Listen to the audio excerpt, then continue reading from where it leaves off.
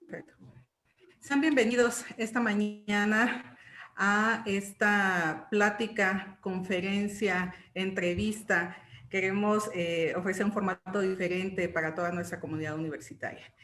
Esta mañana nos dimos a la tarea y un agradecimiento especial también para uno de nuestros docentes, para un gran amigo, para el maestro Ulises Uruzquieta Salgado, que nos acompaña esta mañana, porque fue el medio a través del cual pudimos lograr que se concertara esta conferencia.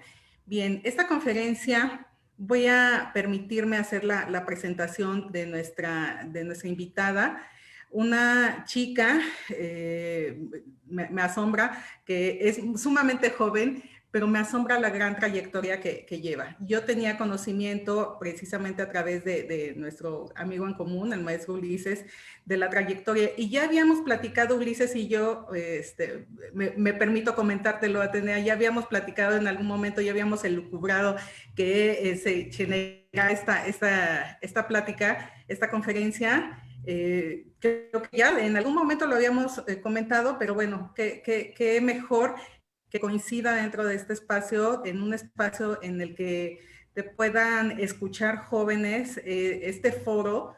Te comento un poco, antes de hacer la presentación de nuestra invitada, les comento un poco tanto a nuestra audiencia como a nuestros invitados. Este foro que le hemos destinado el nombre de Desarrollate, nos hemos dado la tarea de buscar personas que pudieran inspirar con su ejercicio profesional, con su calidad humana, a nuestros estudiantes, que algo de su quehacer profesional pueda motivar, pero más allá, mover conciencias, mover ideas en nuestros chicos y que le apuesten a trabajarle, a empeñarse el doble en su formación profesional, porque hay alguien que está haciendo las cosas bien, hay alguien en quien pueden inspirarse, hay alguien que pudiera ser la guía de a dónde quieren llegar nuestros chicos. Bien, esta mañana tengo precisamente para esta conferencia magistral, construir desde nuestros saberes dilemas de la pedagogía en México, a una invitada que, repito, nos da tremendo gusto y honor tenerla, que nos acompañe, la licenciada Atenea Rosado Biurques. De hecho, nos mandó su semblanza como licenciada. Yo, si me lo permites, pues es la doctora Atenea Rosado Biurques, Todavía no. doctoranda, porque sí está en ello, pero ya tiene muchos más elementos que ya ha recorrido más allá de la licenciatura. ¿Me permito hacer la semblanza? Digo, de hacer la presentación y leer la semblanza. La licenciada Atenea Rosado es egresada de la licenciatura en Pedagogía por la Facultad de Filosofía y Letras de la UNAM. Realizó maestría en Desarrollo Internacional de la Educación en la Universidad de Columbia en Nueva York, Estados Unidos. Actualmente es estudiante de doctorado en Educación y Antropología en la Universidad de Pensilvania en Filadelfia, Estados Unidos. Ha trabajado en Secretaría de Educación Pública, Amnistía Internacional, ACNUR y Save the Children. Docente a nivel secundaria y bachillerato, además de investigadora en temas de migración y humanitarios. Bienvenida, Atenea, de verdad un gusto y bueno, el espacio para que te podamos escuchar, podamos aprender de ti y bueno, nos puedas compartir parte de lo que ha sido tu vida como pedagoga y cómo has podido precisamente romper con esta, con tu formación, trascender incluso fronteras y todo lo que ello implica. Para coordinar esta conferencia e ir interactuando con nuestra ponente, se queda también el maestro Miguel Ulises Uruzquieta Salgado. Mil gracias, bienvenidos. Muchas gracias por la invitación. Bueno, pues muchas gracias, estimada Atenea, por estar el día de hoy, por aceptarnos la invitación. Creo que es importantísimo generar diálogo, compartir saberes con estudiantes, generar una comunidad de aprendizaje ya menos vertical y más horizontal. Por eso agradezco mucho el tiempo que nos estás dando aquí. Y bueno, pues también la invitación es porque pues en la UTP hay muchas situaciones que con los estudiantes, con los profesores, que me parece que es importante otros ojos nos expliquen y nos vean, y más en tu caso que, pues, que has estado en la India, que has estado en otros países, que estás estudiando actualmente en otro país, entonces, pues tu visión es mucho más amplia. Además, tú en algún momento trabajaste en la SEP, ¿no? Entonces, también es otra área de conocimiento que, pues, que seguramente nos va a abonar mucho, ¿no? No es solo que hayas dado clases, has estado en proyectos, has estado en muchas cosas, y entonces eso te da una visión bien amplia, ¿no? Además de, pues, de estar en otros países, otras culturas, etcétera.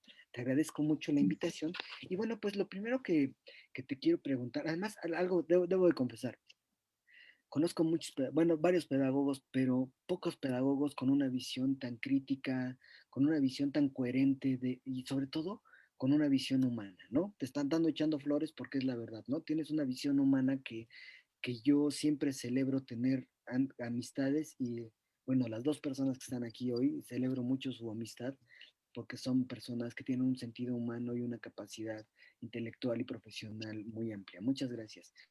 Atenea, la primera pregunta que te quiero hacer es, ¿cuáles son las áreas laborales donde un pedagogo puede desenvolverse más allá de la docencia? Siempre se piensa pedagogo a mujer, primero, ¿no? Cuestiones de género. Pedagogo, mujer, ¿no? Y después, maestro, maestra, ¿no? Maestra. Casi siempre las pedagogas son maestras. ¿En qué tantos ámbitos se pueden desenvolver las pedagogas y los pedagogos, no solo en México, sino en otros países? Sí. Bueno, primero, yo quería agradecerte a ti, Ulises, y a Lupita, al maestro Brusquieta y a la maestra Lupita por invitarme, ¿no? Y también a quienes nos están escuchando, a todos los futuros colegas, a los compañeros que pues están haciendo el tiempo de escuchar, ¿no? La siguiente hora y de preguntar y de tratar de platicar y de tratar de cuestionarse y de tratar de pensar en alternativas para la pedagogía. Entonces, les agradezco a ustedes dos por organizarlo y al equipo de la universidad y también a todos los que nos están escuchando. Por favor, si tienen preguntas, escríbanlas en el chat. No hay preguntas malas, no hay preguntas malas, cualquier pregunta es buena y seguramente alguien más también está pensando en la pregunta. No son los únicos que la tienen. Entonces, por favor, escríbanlas en el chat. Y al final, pues obviamente les voy a compartir mi correo electrónico por si tienen alguna otra cuestión que quieran platicar con más detenimiento. Bueno, dicho eso, me gustaría un poco atender a la pregunta del maestro Brusquieta eh, y platicarlo, ¿no? En la pedagogía es súper bonita. Para empezar, la pedagogía es un campo del conocimiento, un campo del hacer amplísimo. Y es un campo que trabaja con personas de todas las edades, en todas las condiciones, eh, que sí trasciende fronteras no solo espaciales, ¿no? La escuela y otros lugares, sino también disciplinarias, ¿no? Para ser pedagogo una tiene que saber de psicología, de sociología un poquito, de comunicaciones, una tiene que saber un poco de arte en general, ¿no? Tener una cultura amplia. No es, incluso hasta estadística, ¿no? Porque si te toca ser maestra o si decides ser maestra, vas a tener que saber cómo contar y cómo calificar. Entonces, es un área muy interdisciplinaria que busca compartir conocimientos desde todos los espacios y que busca escuchar, ¿no? Creo que para mí la pedagogía más que saber enseñar es saber escuchar. No es que una llegue y traiga un proyecto, sea eso en una escuela o un proyecto de educación no formal más allá del sistema escolar y diga, pues esto es lo que hay que hacer, ¿no? Primero hay que saber escuchar para atender a las necesidades de las comunidades y para responder a esas necesidades, ¿no? Entonces, lo primero que yo creo que es fundamental en la pedagogía es saber reconocer lo que los demás están diciendo y poder responder a eso. En la pedagogía no llegamos a imponer, ¿no? Incluso en el salón de clases, una no es buena maestra si no se da cuenta de cómo aprende un niño, ¿no? O una persona joven. Y creo que esa es una habilidad que se puede usar en muchos espacios, ¿no? Pensamos mucho en la escuela, pero yo personalmente siempre he hecho educación no formal en derechos humanos. Yo vine a la pedagogía cuando decidí ser pedagoga cuando tenía 18 años, porque trabajé con personas migrantes que estaban migrando de Centroamérica a los Estados Unidos a través de México. Y me di cuenta que lo que la gente necesitaba pues era aprender sus derechos, ¿no? Aprender que muchas veces iban a encontrarse abogados que no no les iban a hablar honestamente, iban a encontrarse médicos que tal vez no les querían otorgar el servicio de salud por su condición migratoria, escuelas que no iban a aceptar a sus hijos también por su condición migratoria, etcétera, ¿no? Entonces, mi perspectiva era enseñar derechos, enseñar cómo acceder a ciertos espacios, a ciertas oportunidades. Y para eso me sirvió la pedagogía, ¿no? Y para eso decidí estudiar pedagogía. Después me he dedicado mucho a la formación no formal, a la educación no formal en cultura de paz, en derechos humanos, en construcción de ciudadanía, em, y, y nunca ha sido en la escuela, ¿no? O las veces que ha sido en la escuela, ha sido con comunidades en condiciones de marginación muy, muy serias, por ejemplo, niños migrantes o mujeres y familias migrantes. Em, Creo que eso es importante, saber que la pedagogía existe más allá de la escuela. Y luego pensar mucho en qué es lo que le mueve a una. Yo tengo compañeras de la licenciatura que siempre quisieron ser maestras de educación física y son las mejores maestras de educación física. Ellas no querían ser maestras, más bien querían ser entrenadoras. Se vale ser entrenadora, ¿no? Si una se da cuenta que en su comunidad, pues la gente necesita ejercitarse, ¿no? Necesita buscar formas de mover su cuerpo que sean más amigables, que sean más cuidadosas, adelante.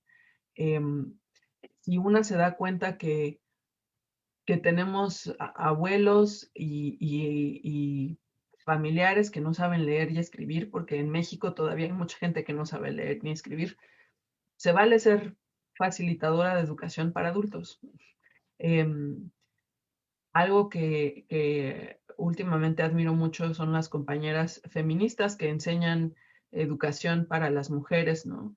Educación en derechos humanos de las mujeres, educación contra la violencia.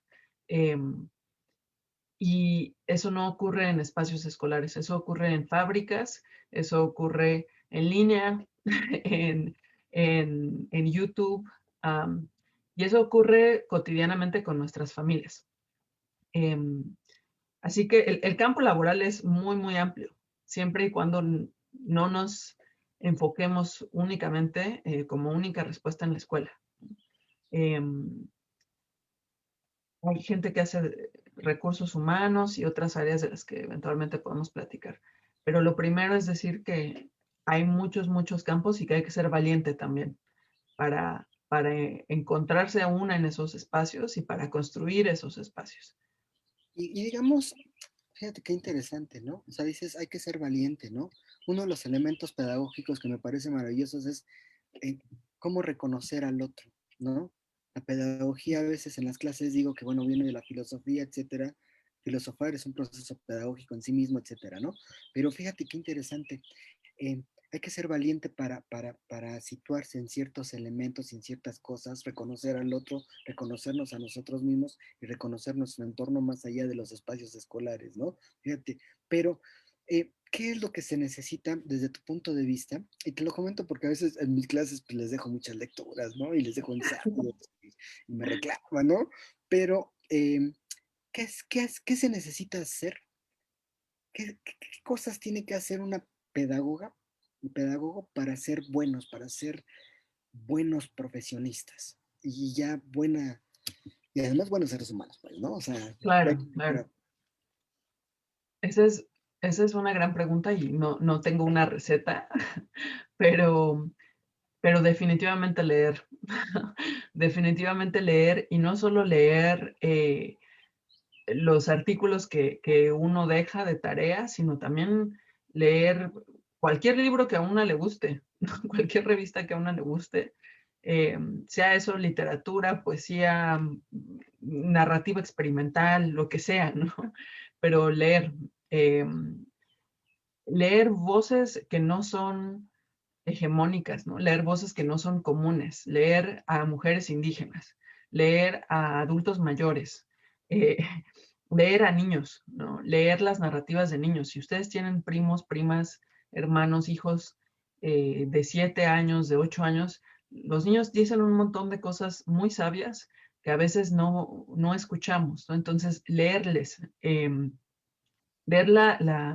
aprender a leer la realidad, ¿no? Que es algo que dice Paulo Freire en Pedagogía del Oprimido, saber cómo leer ese mundo, ¿no? No solo el texto escrito, sino lo que el mundo nos está diciendo, ¿no? Saber escuchar. Yo creo que para eso se necesita eh, mucha humildad y también mucha valentía, porque nos vamos a dar cuenta de que hay cosas que son terribles del mundo y que duele mucho leer, ¿no? Duele mucho darse cuenta de la desigualdad en México. Duele mucho darse cuenta de la violencia contra las mujeres en México, ¿no? Y tener miedo de salir. Duele mucho saber que muchas veces por más trabajo que hagamos y por más trabajo que una haga, la desigualdad es tan rampante que no hay manera, ¿no? O que una a veces no ve manera. Entonces, leer ese mundo, claro que duele mucho. Pero también hay que ser valientes, yo creo, para pensar de forma esperanzadora, porque si algo tiene la pedagogía es que sabemos que la gente crece y la gente aprende. Toma mucho tiempo, toma mucho esfuerzo, es muy cansado, pero si ustedes tienen hijos tienen o ven niños, pues sí te vas a dar cuenta de que la gente aprende y los viejos también aprenden. Los viejos aprenden a leer, cambian de opinión, cambian de ideas, a veces parece que no, pero sí cambian, y tener esa confianza radical de que el mundo puede ser otro, de que el mundo puede mejorar, de que el mundo puede ser más justo para todos, de que hay formas de comprometerse con los demás que a veces implican mucha paciencia, mucho esfuerzo, pero, pero que sí transforman la vida de esas personas, ¿no? Entonces yo creo que, eh, pues en dos palabras, pues mucha valentía y también mucha humildad para aprender de los demás. ¿Y cómo librar esta frustración? El trabajo no solo docente, el trabajo académico te enfrenta a los otros, entenderlos, quitarte la visión adultocentrista de que cuando yo era joven o era niño era así, entonces ahora lo tienes que hacer así. Y cómo entender a los niños, a los jóvenes, a quien le des un proceso pedagógico, cómo entenderlo saliéndote de tu posición, de tu estatus, digamos, y cómo librar esta frustración de un sistema escolar, de los vacíos grandes que hay en este sistema escolar. Te lo digo porque pasa. De repente, pues el propio sistema impide que las personas tengan el placer de leer, el placer de escribir. Entonces, cuando llegan a la universidad, híjole, les cuesta trabajo, pero no es porque llevaron todo un proceso, ¿no? Entonces, hay una frustración que se genera en el trabajo pedagógico. Claro, ¿Cómo hacerlo? sí, yo creo que lo primero es nombrarlo, ¿no? Nombrar ese trauma de la escuela. La escuela puede ser muy traumática, eh, de muchas maneras, ¿no? La evaluación, por ejemplo, no tiene nada que ver con lo que uno sabe. Muchas veces uno saca 10 porque se despertó de buenas, y a alguien le va mal porque se pone nervioso con el examen, ¿no? Entonces, pensar críticamente en la escuela. Creo que Freire ayuda mucho, también Bourdieu ayuda mucho para pensar, ¿no? en eso, y también honestamente las experiencias de nuestros mayores, ¿no?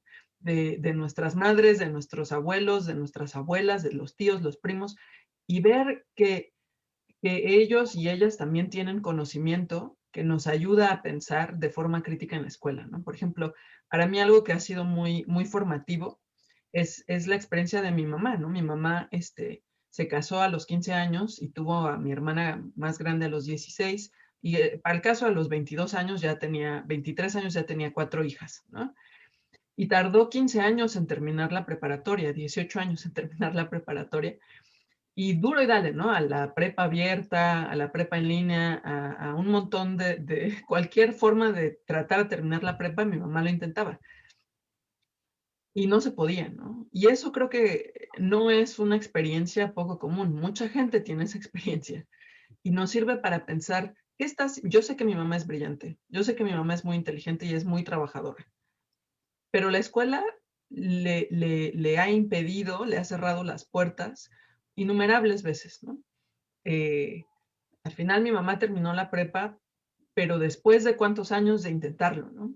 Entonces, pensar esas experiencias de la gente que conocemos nos ayudan a pensar críticamente, ¿qué se podría hacer para que fuera distinto? ¿Qué podemos hacer nosotras para que a nuestros alumnos en el futuro o la gente con la que trabajamos no tenga ese trauma de la escuela? ¿Qué podemos cambiar sistémicamente para entender que hay otras formas posibles, ¿no? Y algo que en esto de a veces no poder escribir, ¿no? Yo pienso mucho en cómo a mí personalmente me ha servido pensar en qué, qué sabiduría de mis abuelas que me criaron voy a traer a este ensayo, ¿no? Y empiezo con una frase de mi abuela, ¿no? O sea, mi abuela siempre dice, por ejemplo, me toca escribir un ensayo de otros conocimientos, ¿no? Conocimientos no reconocidos, que es una frase muy, pues muy complicada, muy abstracta, ¿no? Pero luego cuando lo pienso más seriamente, me detengo, pienso, bueno, ¿qué conocimientos mi abuela tiene que no son reconocidos, ¿no? Pues las plantas, o cocinar, ¿no? O los dichos que dicen, ¿no? Como siempre, me decía, no, pena robar, ¿no? Todo lo demás no te debe dar pena, ¿no? Y reconocer esos conocimientos para escribir un ensayo abstracto, ¿no? Entonces, ¿cómo ponemos en conversación lo abstracto que a veces nos piden los profesores, que a veces nos pide la universidad, con las realidades tangibles, las experiencias personales que hemos tenido, ¿no? Y eso tal vez ayuda y eso lo hace más fácil. Y se vale hacer eso, ¿no? Se vale decir, allí también hay conocimiento, allí también hay saberes. En nuestras comunidades, en nuestras formas de vivir, en nuestras familias, hay muchos saberes. ¿Cómo traigo esos saberes? ¿Cómo acompaño esos saberes en un ensayo académico, ¿no? En un ensayo para graduarme de pedagogía en la UTP, ¿no? Sí. Claro, sí, por supuesto, ¿no? O sea, hay varios elementos que confluyen, digamos, con los saberes, ¿no? No los saberes solo académicos, sino saberes personales, etcétera, ¿no? Cuando vertes un ensayo, pues pones lo que piensas y todo, pero lo vas complementando con algunas cosas que te dan sustento y es maravilloso, ¿no? Vas construyendo también saberes desde un proceso dialéctico, ¿no? Que también es maravilloso. Hay algo que te quiero preguntar, tengo mucha curiosidad de saber cuál es tu punto de vista. El COVID ha transformado la forma de entender y generar procesos educativos hacia lo negativo y hacia lo positivo, ¿no? O sea, tiene sus pros y sus contras, ¿no? Digamos. Digamos que yo creo que la educación ya cambió. Es mi punto de vista, ¿no? Yo lo creo que ya cambió. Hubo algo que ya cambió. No sé qué, pero ya cambió, ¿no? En muchos sentidos. Es muy amplio el tema, pues. Pero te quería preguntar, ¿cuáles son las situaciones desde tu punto de vista que va a enfrentar o que está enfrentando y que va a enfrentar la pedagogía con esta situación del COVID en un futuro cercano? O en el presente o en un futuro, digamos. Sí, ¿qué no nos vamos a enfrentar, no? Para empezar, esta virtualidad le quita y le suma mucho al proceso educativo, ¿no? Y creo que lo primero es cuestionarse cada quien, preguntarse qué le ha sumado y qué le ha restado, ¿no? Yo les puedo decir que yo sí extraño mucho el encuentro cotidiano con mis profesores, con mis compañeros, con mis alumnos, ¿no? El cariño que se siente y el cuidado que se siente cuando uno está en persona, ¿no? Y que las personas necesitamos eso, ¿no?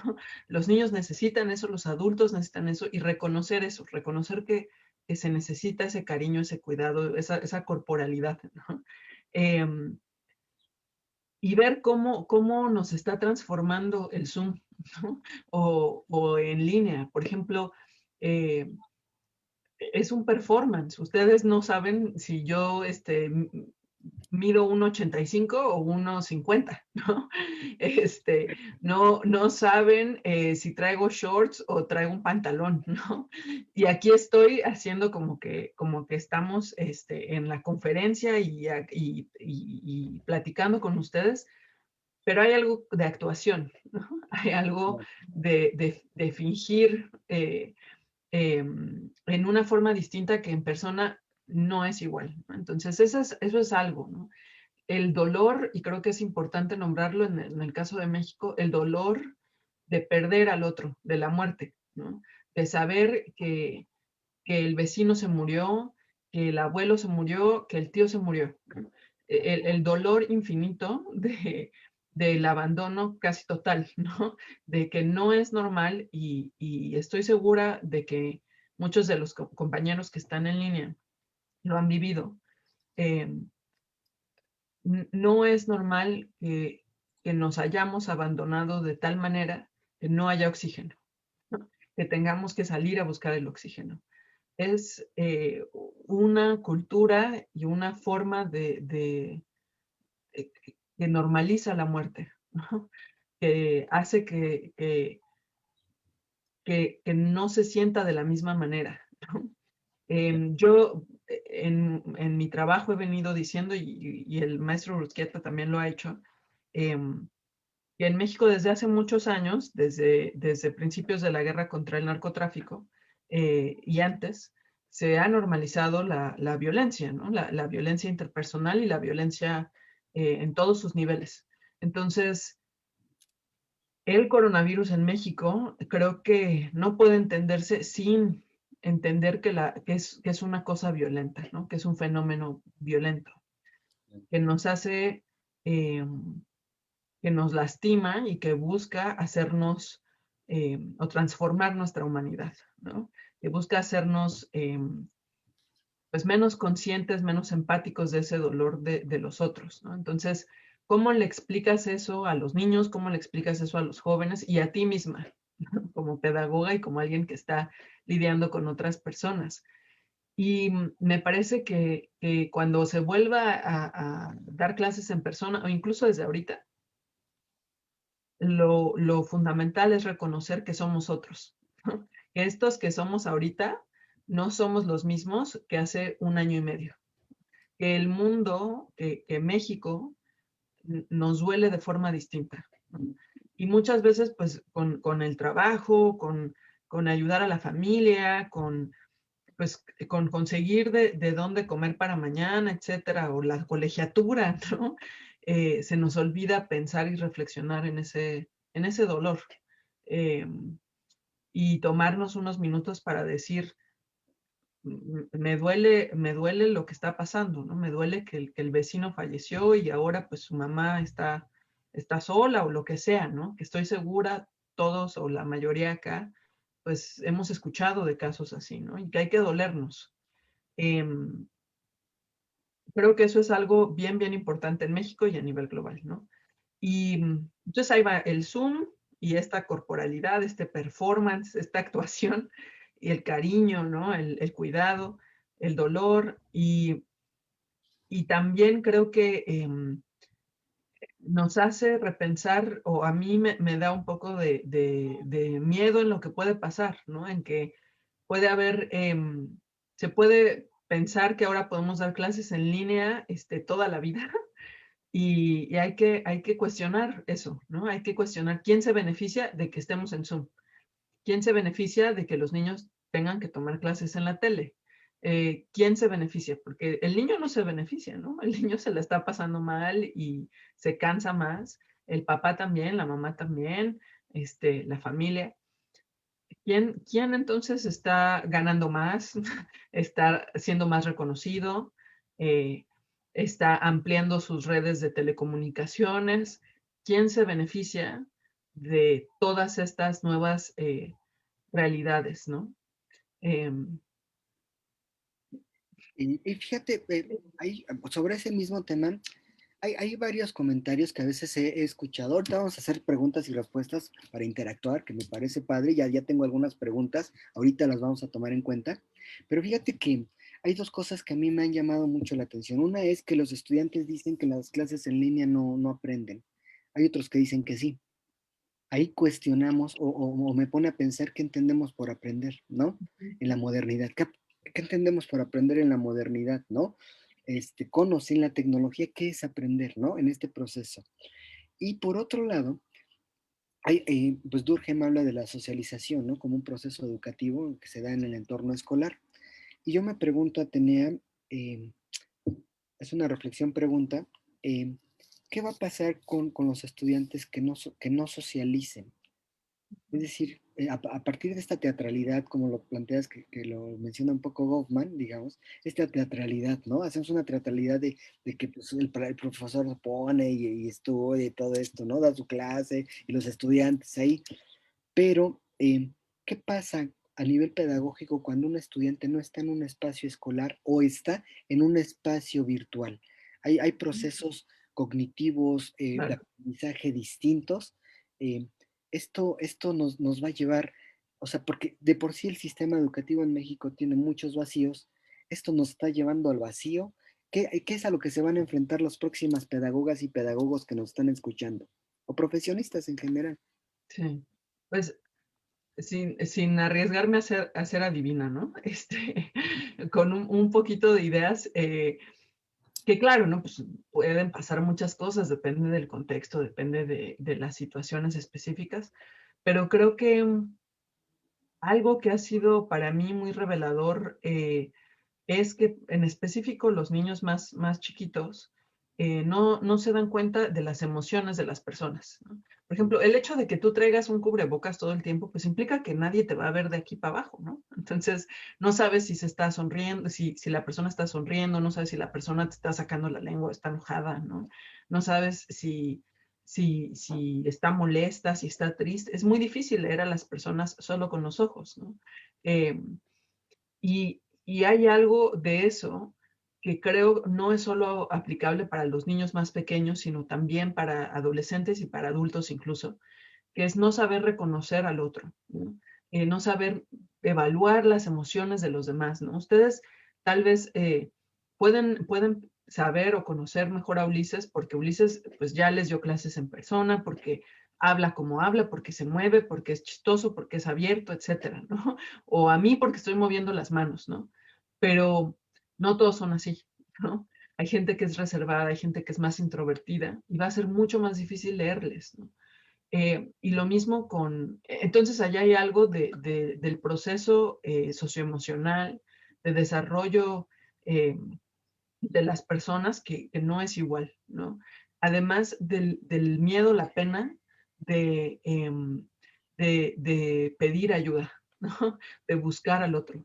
Cuando uno conoce a alguien más en persona, sí es más fácil eh, hablarle, ¿no? Buscarle. Lo virtual a veces no se sabe si uno realmente conoce al otro. ¿Es esto conocernos o es esto simplemente interactuar a través de un video? Entonces, eso es algo a lo que se van a enfrentar y de forma más material y con un análisis pues más de lo tangible, el hecho de que muchas escuelas se están cerrando, ¿no? Y muchas escuelas van a seguir cerrando, en específico escuelas privadas. Y que eso implica que va a haber trabajo distinto y que va a haber tal vez menos trabajo, ¿no? La precariedad económica que implica que no haya, que no existan esas escuelas, ¿no? Creo que nos va a tocar a nosotras como pedagogas y en general como profesionales ponernos las pilas. Ay, no puede ser, que me están llamando. Perdón, compañeras. em, ponernos las pilas, ¿no? Para pues, buscar esas otras habilidades, esos otros saberes que nos pueden complementar. No todo va a venir de la universidad, ¿no? Y eso es algo importante de saber, ¿no? Eh, Y digamos, en ese sentido, ¿tú crees que, o sea, cuál sería la diferencia de las clases, ya digamos en el aprovechamiento pues ya de aprendizaje cognitivo, ya, cuál sería la diferencia entre las clases virtuales y en línea? Bueno, a ver, las clases en línea también implican acceso a ciertas condiciones que las clases en persona no. Por ejemplo, el Internet, ¿no? Que no se te vaya el Internet. Pues eso significa que tienes que gastar más en Internet, ¿no? Que tu computadora aguante la memoria, ¿no? Ah, bueno, eso significa que entonces necesitas una buena computadora y esa buena computadora cuesta más, ¿no? Entonces, hay muchas desigualdades que ya más o menos empezábamos a platicar que se amplían, ¿no? Y que se vuelven mucho más profundas. El tema del cuidado, ¿no? Si una tiene familia que se enfermó y que tiene consecuencias graves por 6 meses, digamos, ¿no? O por un año, o por toda la vida, una va a tener que cuidar a esas otras personas, ¿no? Y digo una porque generalmente va a ser una mujer. Eh, que antes del coronavirus, pues no era lo mismo, ¿no? Entonces, de alguna manera, el Zoom borra y la virtualidad borra esas barreras entre familia y trabajo, ¿no? O familia y escuela. Ahora tú tienes la escuela en tu familia, en tu casa, y la frontera no está tan clara. Antes tomabas un camión, tomabas el metro y llegabas a la escuela, y había una división clara entre una y la otra, ¿no? Pero ahora pasa tu tía, pasa tu prima atrás de la cámara y ya todo el mundo conoce a tu prima, ¿no? Eso antes no pasaba, ¿no? Entonces la frontera es mucho más borrosa que antes. Y eso implica, pues sí, implica cambios escolares, implica cambios en nuestras vidas, ¿no? Y que también nos enfrentamos, digamos, a todo, repito, los vacíos educativos. Hay gente que está en la escuela presencial y que no está poniendo absoluta atención, está perdido, están en mil otras cosas, ¿no? Entonces, hay gente que está en la virtualidad y que está súper pila, que está súper atenta, que se obliga, digamos, o que por la cuestión del castigo, ¿no? Del papá y eso, pues están poniendo atención. Es un proceso bien complejo, ¿no? Mira, ya hay varias preguntas. Me voy a apurar para la última pregunta que te quería hacer para interactuar con las compañeras y compañeros que están ahí atentos. La última pregunta. Yo sé que estuviste en la Secretaría de Educación trabajando, ¿no? Has estado en organizaciones de la sociedad civil, trabajando en comunidades, con gente de escasos recursos, has estado en estatus así, pues altos, ¿no? De puestos altos en la Secretaría de Salud. Me tocó un poco De educación pública. perdón, de educación pública, pero la pregunta que te haría, tú estuviste en el rollo de la reforma, de la llamada reforma educativa, ¿no? Digamos, a partir de toda tu experiencia de estar con gente en comunidades, en lugares, en cultura de paz, en todas estas cuestiones que has estado y en el ámbito institucional, si tú pudieras cambiar cosas del sistema educativo en México o en el mundo, pues, ¿qué cosas serían las que tú cambiarías? ¿Y cómo le harías? Pregunta complicada, pues, ¿no? O sea, Sí, nos sí. llevaría semanas, pero te pido que hagas el esfuerzo por condensar. Sí, no, no.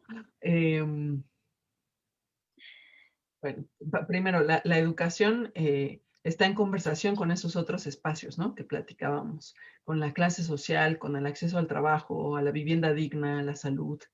Si una no tiene un lugar donde estudiar, si una no tiene que cocinar y estudiar en el mismo lugar y dormir en el mismo lugar, va a estar bien difícil, ¿no? Entonces, tiene mucho que ver con el acceso a esos otros espacios. Y yo lo que les puedo decir es que en mi experiencia yo he conocido gente, la gente más brillante que conozco eran mis colegas en la UNAM, en la Facultad de Filosofía y Letras, y en otros espacios en los que he trabajado. muchas veces no tenían acceso a recursos y más bien el problema era el acceso a recursos y no que no fueran listos.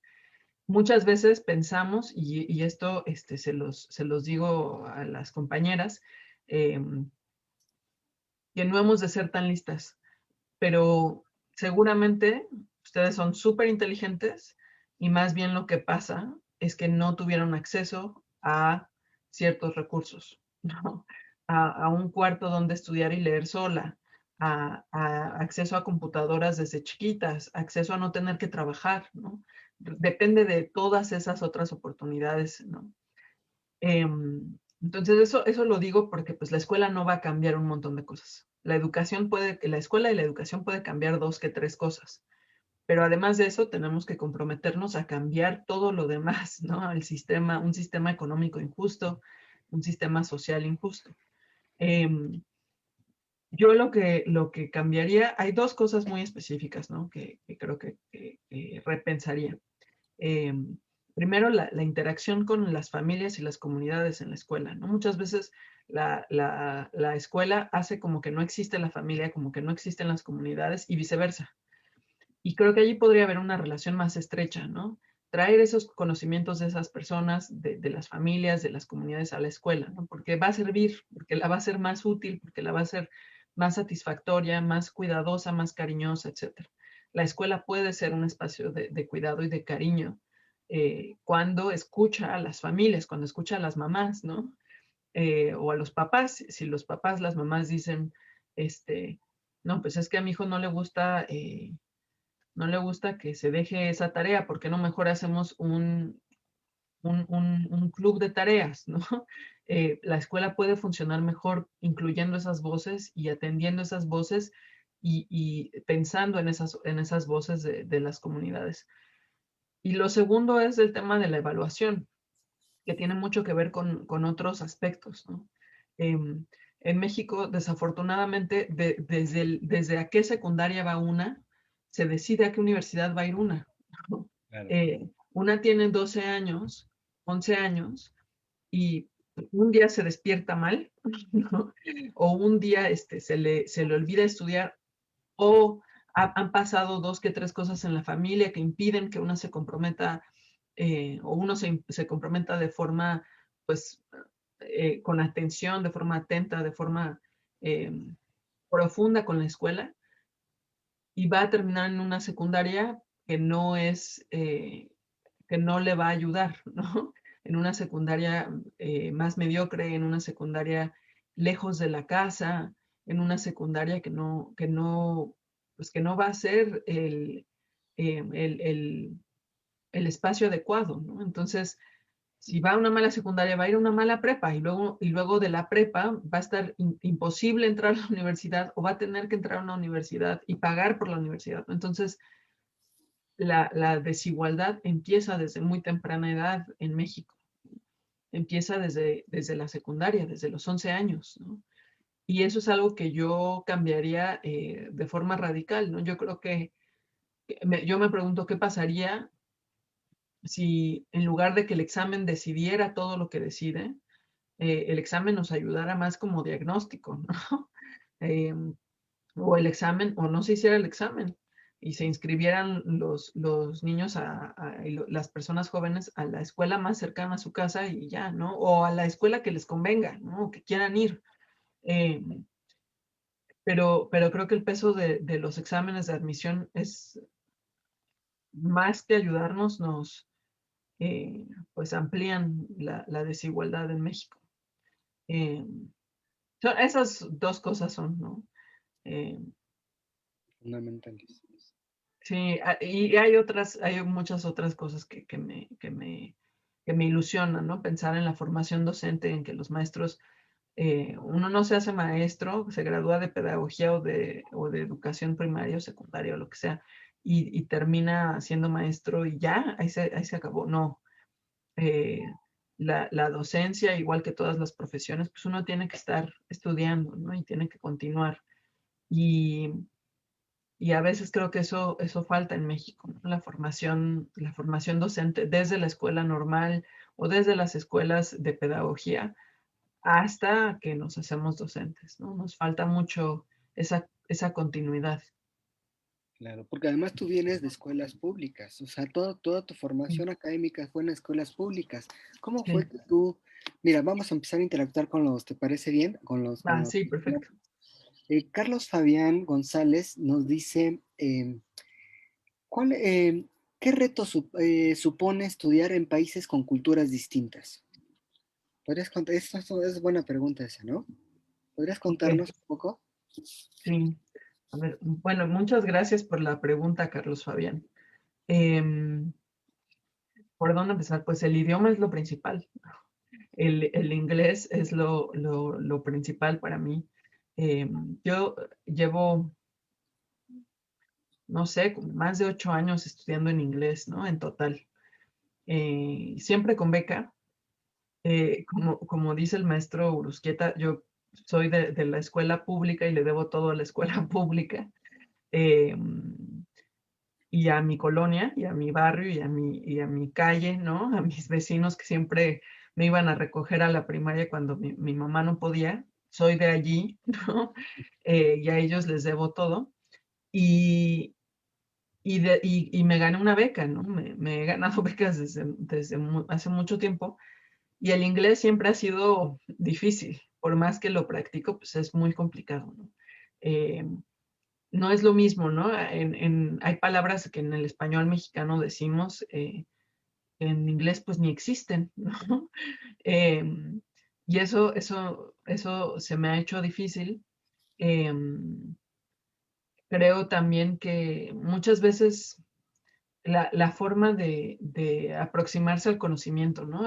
Es muy cuadrada a veces en Estados Unidos en específico. Eh, Uno hace esto, pasa esto y al final concluye con esto, ¿no? Y siempre es lo mismo. Y en México, pues no, es mucho más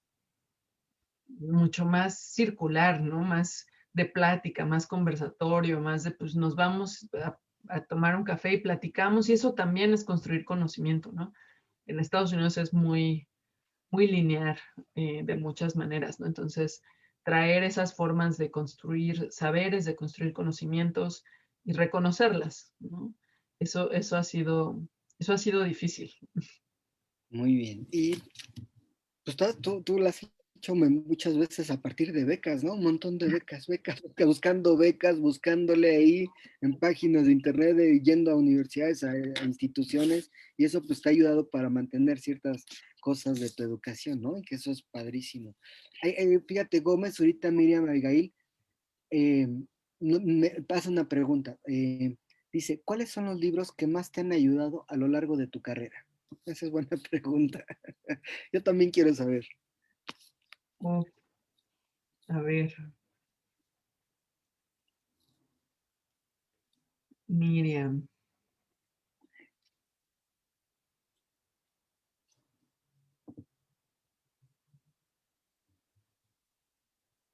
déjame pensarlo, porque te quiero dar 3 respuestas. Sí, Entonces, a ver,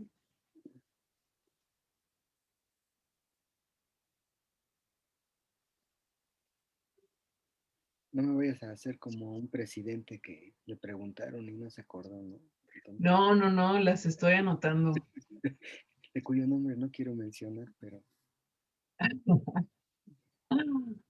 No, sí.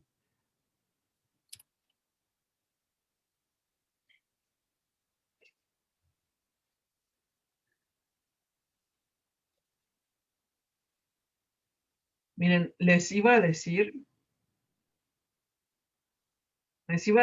3, ¿no?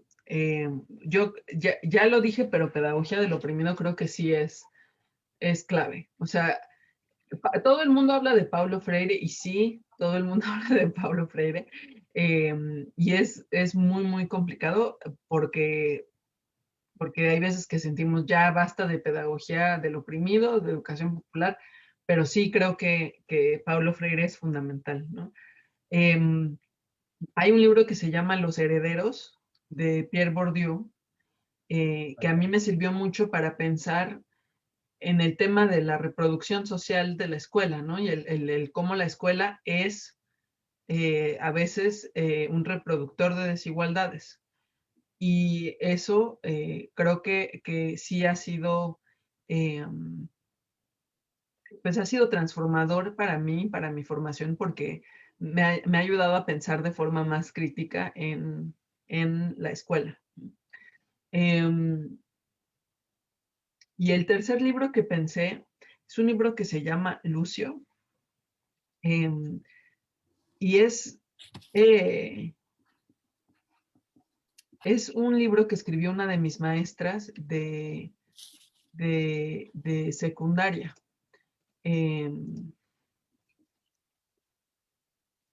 Y me vino a la cabeza, es un libro que escribió Leticia Solache. ¿Y por qué me vino a la cabeza ese libro? Enseguida me preguntó la compañera, y me sorprende que me haya venido a la cabeza, pero pues así fue, porque me enseñó que una de mis maestras podía escribir un libro. Que una de mis maestras de secundaria, pues que era mi maestra de español, ¿no? En la secundaria anexa a la normal, cerca del Metro San Cosme, pues ella escribió su libro, ¿no? Y que si la maestra podía escribir un libro, pues casi que entonces yo también podía escribir un libro. Claro. Entonces, esos tres son libros que me han formado mucho. Pero también me han formado mucho las novelas de Toni Morrison. Toni Morrison es una escritora afroamericana que escribe mucho sobre la vida difícil, la vida precaria, la vida racializada, la vida de discriminación contra las personas afroamericanas, ¿no? Ella me ha servido un montón. Hay un escritor que se llama Chinua Achebe, que es nigeriano, era nigeriano, que también tiene una novela que se llama Las cosas se caen, y escribe sobre su comunidad, ¿no? Sobre cómo su comunidad se desvaneció, ¿no? Se transformó. Él también, hay una escritora mexicana, indígena, mije, Yasnaya Elena Gil, que siempre me pone a pensar mucho. Ella no escribe en formatos largos, o sea, no tiene tantos libros publicados, pero un montón de artículos.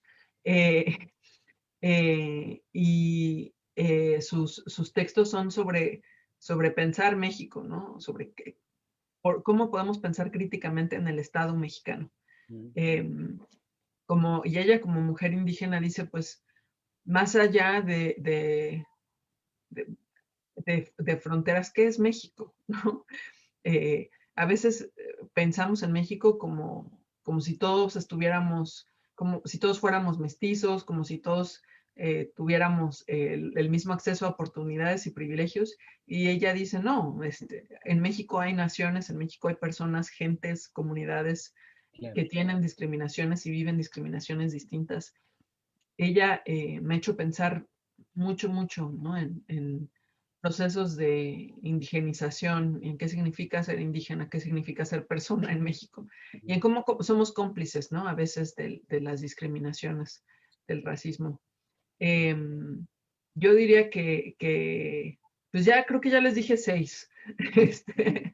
Pero lo importante es que no es solo teoría social, teoría de la pedagogía, sino también cualquier libro. O sea, a mí me gustan mucho las novelas, ¿no? Y me han servido mucho para pensar.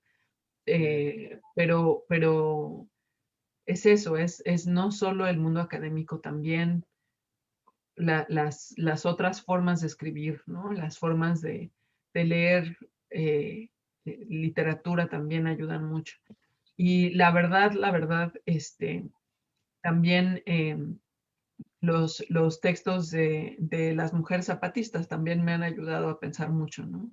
Y son documentos muy cortitos, de 2 páginas, que más que nada son una invitación, ¿no? Son una serie de preguntas. Entonces, creo que que vale la pena pensar en esos textos que se producen desde Chiapas desde hace mucho tiempo, ¿no? Y pensarlos críticamente y releerlos con una mente y un corazón abierto. Correcto, muy bien, muchas gracias. Fíjate que Miguel Ángel Torres nos pregunta, ¿qué opina de los docentes? A ver, a lo mejor yo ando en esos. Miguel Ángel Torres dice, ¿qué opina de los docentes que enseñan desde el terror? Uy, no, pues no.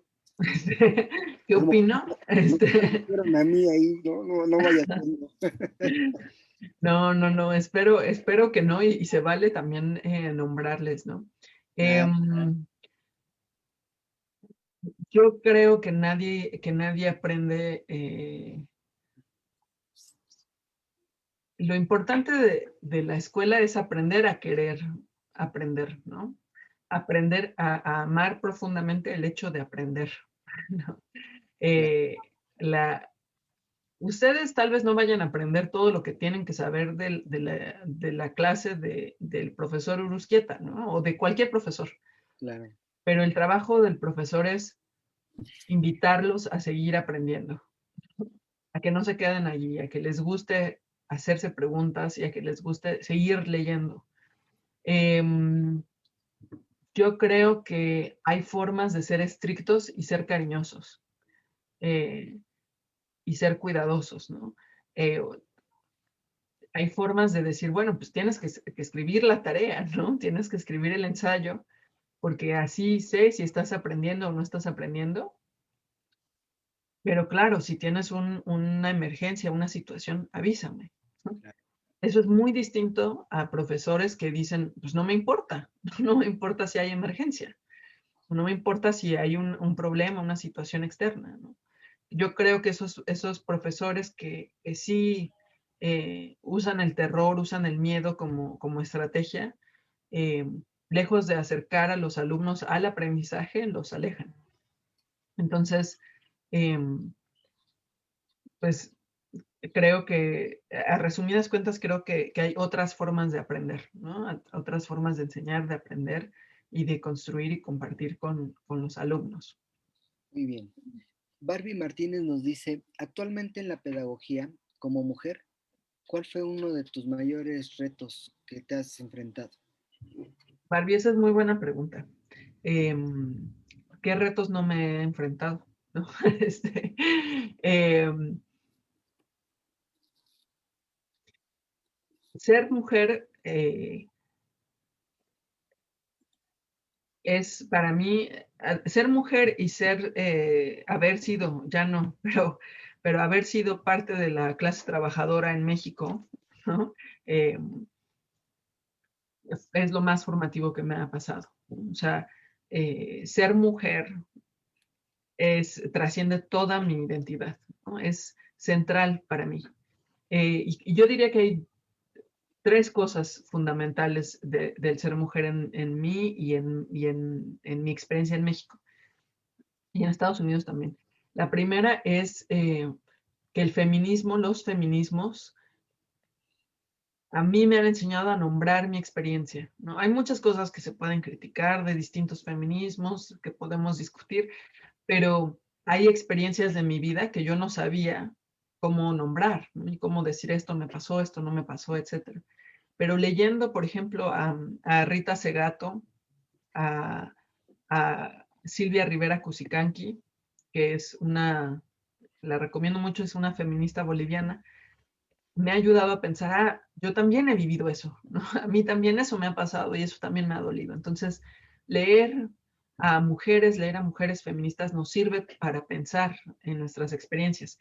Y eso, pues, la verdad es que los hombres que no han vivido esas formas de opresión, pues no les habla el texto de la misma manera, no les habla el feminismo de la misma manera. Yo soy muy clara con que el feminismo es muy revelador, ¿no? Tiene el potencial de ser revelador. El segundo tema, pues, es el miedo, ¿no? Muchas veces, el maestro Brusqueta y yo nos conocemos por un proyecto, ya varios proyectos, pero hubo un proyecto en específico que implicaba que yo me fuera a vivir a otro estado, ¿no? Sí sigue siendo un estado que pues no es el estado más seguro del país, ¿no? Entonces, como mujer sola, pues sí, te da miedo, ¿no? Yo tenía 23 años, ¿no?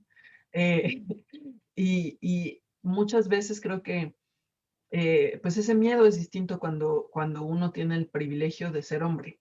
Te da terror ser mujer, ¿no? Salir, yo creo que muchas de ustedes sé que viven por Nicolás Romero o en esa parte del Estado de México y da miedo ser mujer en el Estado de México y da miedo ser mujer en México, ¿no? Entonces, cuando una tiene que elegir dónde trabajar, pues piensas dos veces si vas a querer el turno vespertino, ¿no? ¿A qué hora vas a querer salir de trabajar? Y ese miedo hay que nombrarlo, ¿no? Y es un miedo contra las mujeres, es violencia contra las mujeres. Y el tercer tema que creo que me ha formado mucho como mujer en la pedagogía es, es que las mujeres pues sí tenemos otras expectativas y otros roles que cumplir, ¿no? El tema de tener hijos, tener una familia, cuidar a la familia, etcétera, ¿no? Eh, y sí me ha puesto a pensar, porque hay decisiones laborales que no he tomado con la misma ligereza que hubiese tomado antes, ¿no? Eh, Ahora estoy en una etapa de mi vida en la que pues tiene otras implicaciones, ¿no?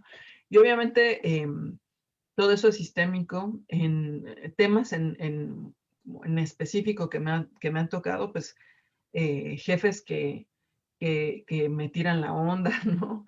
O que me hacen comentarios sobre mi cuerpo que no le harían a otros hombres y a todos los niveles, ¿no? O sea, les puedo decir que desde un salón de clases hasta una institución pública, ¿no? En todos me ha pasado que hay algún comentario que se le sale a algún colega y que al principio, yo me acuerdo hace 8 o 10 años, pues no sabía cómo reaccionar, ¿no? Y me sacaba de onda. Y ahora creo que soy más capaz de decir, y las invito a pensar en cómo decir, eh, ¿por qué me dijiste eso, no? O le dirías eso a un hombre, ¿no? O le dirías eso a otra persona. O, por ejemplo, sí, ¿no?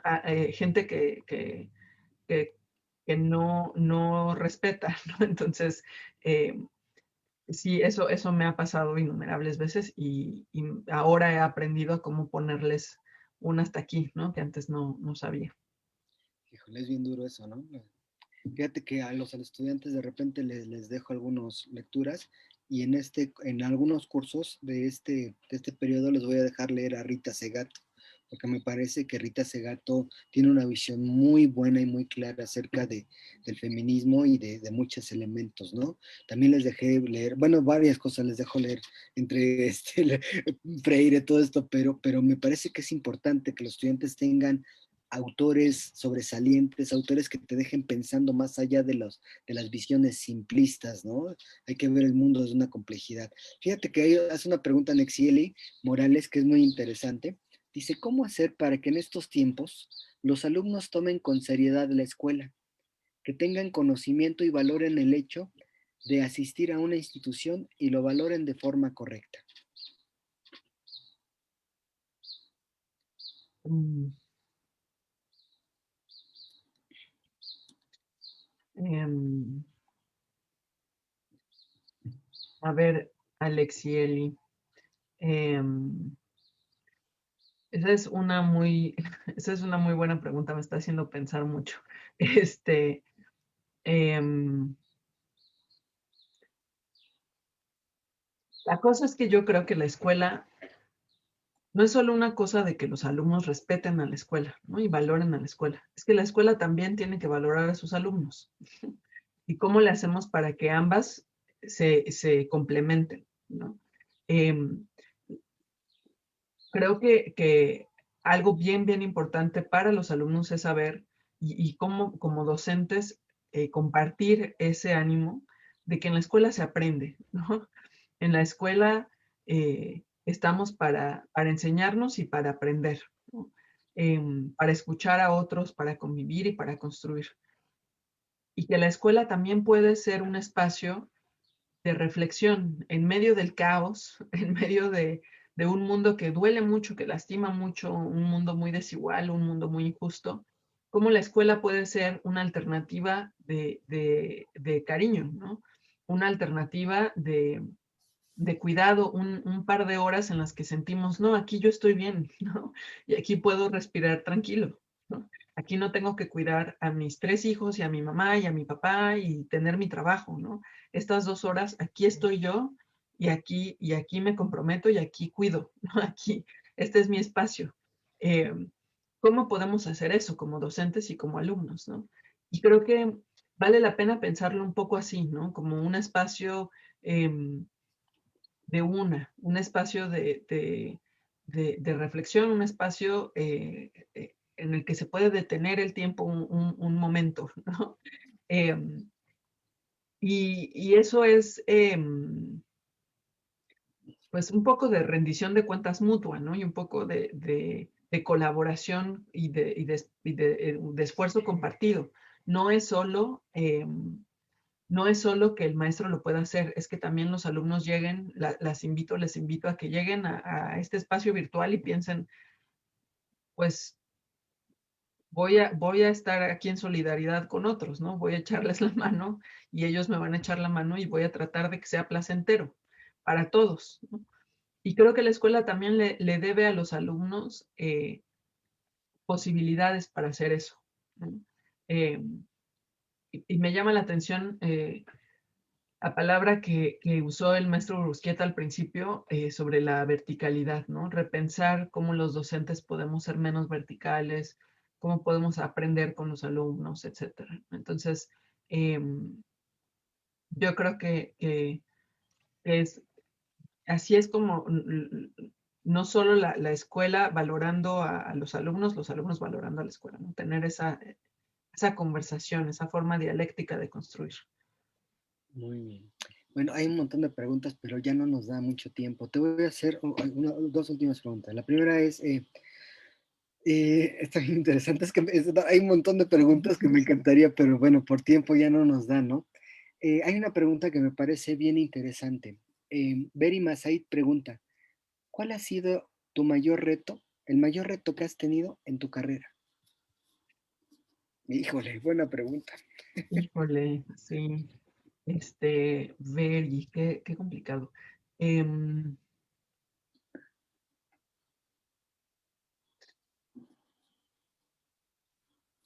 Sí, no, sí, para mí es muy claro el reto, ¿no? Yo venía de la sociedad civil, para mí fue decidir cambiar de sociedad civil a gobierno. Em, eh, el maestro Brusqueta fue testigo de esta situación hace ya varios años. Pero sí, venir de sociedad civil, de trabajo comunitario, de trabajo pues muy de base de muchas maneras, al trabajo en gobierno, ¿no? Y tomar esa decisión de forma crítica, ¿no? Entonces, para mí fue darme cuenta de que era momento para mí de construir desde ese otro espacio, ¿no? Desde esa otra oficina. Y si era posible, ¿no? Y pensar, ¿es posible o más bien me están chamaqueando, ¿no? O si es posible transformar este lugar o no es posible transformar, si se puede o no se puede, ¿no? Entonces, ese dilema de si era mi lugar y si era un lugar desde el que yo podía trabajar, pues fue muy complicado, ¿no? Yo al final creo que con una evaluación después de varios años de eso, varios años, 3 años, ¿no? Creo que valió mucho la pena porque aprendí mucho en ese lugar, ¿no? Aprendí mucho en la Secretaría de Educación Pública, pero sí fue difícil porque era completamente distinto a lo que yo había hecho. Y además, pues mucha gente me veía y me decía, pero por qué te cambiaste, ¿no? Porque ahora ya no estás en sociedad civil, ¿no? Amigos muy cercanos me dejaron de hablar. Y no los culpo, yo entiendo por qué me dejaron de hablar, ¿no? Y creo que eso, pues sí, fue muy, muy complicado, pero al mismo tiempo creo que muchas veces y uno se tiene que ensuciar un poco las manos, ¿no? Y también uno tiene que aprender a que el trabajo es trabajo.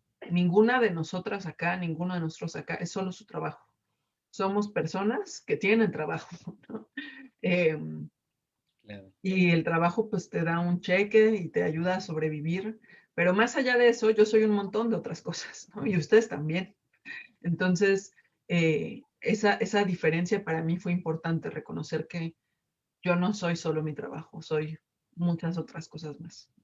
Mira, y la última pregunta que te quiero hacer, porque lo he visto mucho con estudiantes, profesores, no solo, digamos, aquí no tanto, digamos, pero en muchos lugares que la experiencia que he tenido es, al final, la gente termina alienándose a un sistema, termina reproduciendo los mismos discursos, lo dice Bourdieu, ¿no? Y Pasarón, que nunca nadie menciona Pasarón, pobre Pasarón. Siempre todo el mundo dice Bourdieu, pero nadie Pasarón, ¿no? Pero lo dice en los herederos, lo dice en la reproducción. O sea, la, me he topado con profesores, ¿no? De otras instituciones que terminan diciendo, pues es que los chavos no quieren aprender y yo ya me cansé de estarles queriendo enseñar, ¿no? Y entonces se genera una especie de simulación en donde yo, desde esta visión bancaria, todas estas cosas, yo hago como que te enseño un montón, tú haces como que aprendes un montón y todos terminamos simulando, pero al final esto ha generado grandes vacíos y grandes problemas de un proceso educativo que se sigue reproduciendo todo el tiempo. ¿Tú crees que hay alguna salida para esto?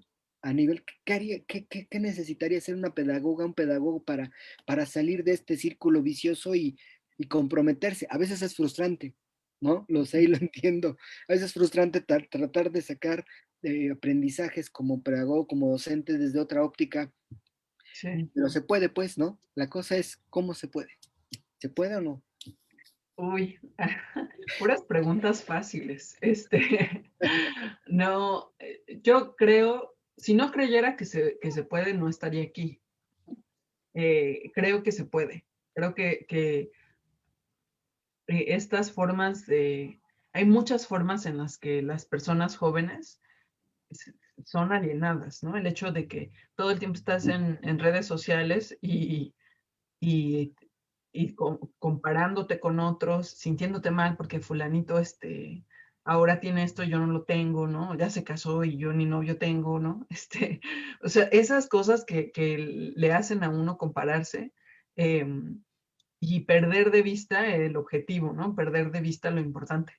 Creo que hay que resistir, ¿no? A todo eso, a esas tentaciones, ¿no? Eh, o pensarlas de forma más, cuestionarlas de forma más crítica. Eh, las formas en las que yo vuelvo a, a, a recordar por qué estoy aquí, por qué hago lo que hago, por qué me gusta aprender, sí tienen mucho que ver con el cuidado, con el cariño, con los afectos, ¿no? Yo estoy aquí porque quiero que más personas tengan acceso a oportunidades, porque quiero que más mujeres aprendan, porque creo que la educación nos libera, ¿no? Porque yo he visto cómo se construyen relaciones en el salón de clases y fuera del salón de clases que trascienden, ¿no? Que trascienden tiempo, que trascienden espacios, etcétera, ¿no? Entonces, recordar eso. Pero además, híjole, hay algo que, perdón que lo tenga que decir, pero tú denostaste y dijiste, yo prefiero dejar de ganar lo que 5 o 10 profesores ganan, ¿no? Por dedicarme a lo que quiero, estudiar más, prepararme más y eso déjame decirte que lo admiro mucho, ¿no? No cualquiera denosta un salario súper alto de súper top de instituciones públicas y decide, esto no es lo mío, aquí no puedo hacer nada, ¿no? Entonces, híjole, muchas gracias, Atenea. No, de nada, qué alegría conversar con ustedes y cualquier cosa, bueno, Ulises tiene mi correo, ¿no? Entonces, si tienen más preguntas, pídanselo y escríbanme. Sí. Muchísimas gracias, Atenea. Gracias por esta mañana, por la conversación, por las lecciones que nos dejas. Te escuchaba y así como que también iba yo en mi checklist, ¿no? Así de palomita, no, tachecito. Esto hay que replanteárnoslo, ¿no? Porque finalmente estar en una universidad privada nos pareciera que estamos parte de ese sistema donde estamos maquilando estudiantes. No es así, no es la pretensión. la oportunidad que tenemos en este espacio en UTP es muy libre, tan libre que a veces exponemos ideas, parecieran que raras, muy locas, pero en esa libertad estamos procurando que nuestros chicos analicen, reflexionen, critiquen, que podamos de verdad romper con los esquemas que nos han sido impuestos, heredados o que incluso los estamos nosotros adoptando, los abrazamos como si esto no me lo quites, ¿no? Ahorita pensaba con toda esta plática, con todas tus ideas y tus reflexiones, con las preguntas que te hacía Ulises, en algún momento a mí me tocó dar una plática vocacional de qué es pedagogía. Yo no soy pedagoga. Y dije, bueno, ¿y en qué tremendo rollo me estoy metiendo? Pues, ¿cómo les voy a decir a los chicos que estudian pedagogía si no soy pedagoga? ¿No? Y en aquel momento yo dije, no, yo no puedo darles un concepto que seguramente va a salir muy de libro, muy de diccionario, ¿no? Y entonces empecé a analizar y analizar un par de días antes qué hace un pedagogo, dónde interviene, qué espacios puede ocupar. Y yo llegué a una conclusión y es con la que me presenté un concepto de la pedagogía y les decía, la pedagogía es el puente que permite exaltar toda la potencialidad de un ser humano. Eso es lo que hace un pedagogo, permite que se potencialice, que se exalte cualquier cualidad que pudiera tener un ser humano y que incluso no la ha descubierto. Creo que le faltaba mucho a mi concepto, pero creo que parte de ello nos los has aclarado esta mañana. Muchísimas gracias, Atenea. Muchísimas gracias, Ulises. No sé si quieras cerrar con alguna otra idea, Atenea, y bueno, pues ya con ello despedirnos de nuestra audiencia.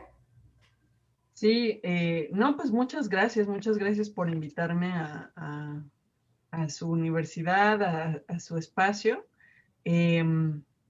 Y creo que para mí la reflexión final es que es responsabilidad de todas y todos transformar nuestras realidades, ¿no? Muchas veces creemos que va a venir alguien y con una varita mágica lo va a cambiar todo. No, nos toca a nosotras acompañar a los otros, nos toca a nosotras transformar y aventarnos, ¿no? A arriesgarnos a construir proyectos distintos, a construir realidades en donde todos y todas puedan ser libres y estar más felices, ¿no?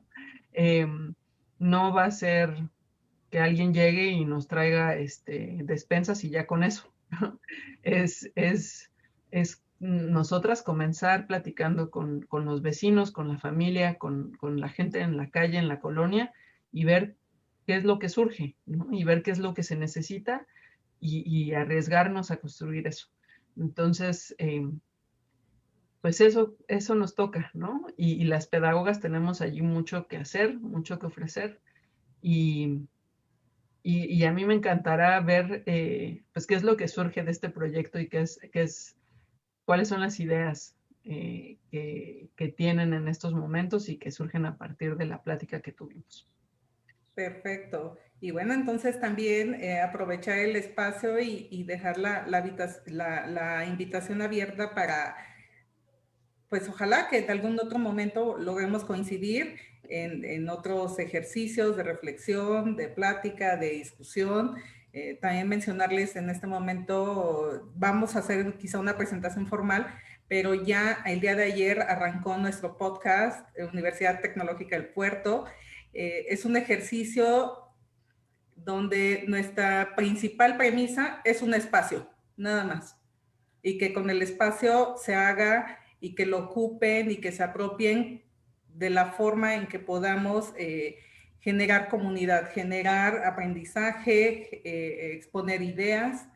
Ya el día de ayer se abrió nuestro canal en una plataforma, ya la van a poder ir viendo, ya se va a ir compartiendo, pero sí, son otros formatos, son diferentes, no es una conferencia, no es una clase virtual, no es una plática dictatorial donde decimos qué es lo que sí tienes que hacer y así te tienes que comportar. No, es un rollo totalmente diferente.